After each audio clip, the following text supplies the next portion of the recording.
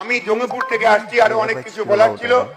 আমার যে প্রধান ঢোকবার রাস্তা ফুলতলা, সেই ফুলতলায় এখনো যদি মাননীয় অধ্যক্ষ মহাশয় এবং মাননীয় মুখ্যমন্ত্রী মহাশয়ের দৃষ্টি আকর্ষণ করছি, এখনো যদি যান কেউ তাহলে দেখবেন যে একটা জঙ্গি সংগঠনের পতাকা উঠছে। কিছুদিন আগে সেখানে গেরুয়া পতাকা তুলবার জন্য আমাদের লোকেরা চেষ্টা করলে বিশাল সংঘর্ষ হয় এবং অনেক লোক আহত হয়। আমার ওখানে যে সব ভয় আউট হয়ে গেছে এরকম নয়, ওটা থেকে মাত্র 10 কিলোমিটার দূরে বর্ডার। দুঃখের কথা, আজকে একজন বিএসএফ বজ্রাঘাতে মারা গেছেন, আরো 5 জন মারা গেছেন। আমাদের ওখানে এরকম ধরনের অবস্থা হয়েছে।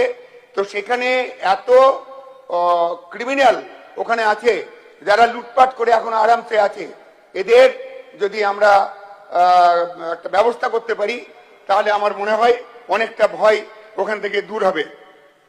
আমরা আরেকটা কথা বলি, আমার বক্তব্য শেষ করছি, যে আমার জেলায় রানী ভবানী এবং মহারাজ শশাঙ্ক এদের উপরে কিছু কাজ হোক। মহারাজ শশাঙ্কের ঢিপা যেটা, সেটা ওখানে খোঁড়া হোক, খনন করা হোক, এবং রানী ভবানীর স্মৃতির উদ্দেশ্যে ওখানে যে বড়নগর সেই জায়গাটার একটা ব্যবস্থা করা হোক। আমাদের ববি হাকিমদার দাওয়াত আর আমাদের হুমায়ুনদার ওই কেটে ভাসিয়ে দেওয়ার একটা ব্যাপার আছে এবং সেটা অনেক সময় ওখানে সক্রিয় হয়ে দেখা যায়। তার জন্য প্রশাসন আরো বলিষ্ঠ হোক এবং আরো কড়া হাতে দমন করুক, এইটা আমরা চাইছি। মাননীয় অধ্যক্ষ মহাশয়, মাননীয় মুখ্যমন্ত্রীকে ধন্যবাদ জানিয়ে আমি আমার বক্তব্য শেষ করছি। নমস্কার।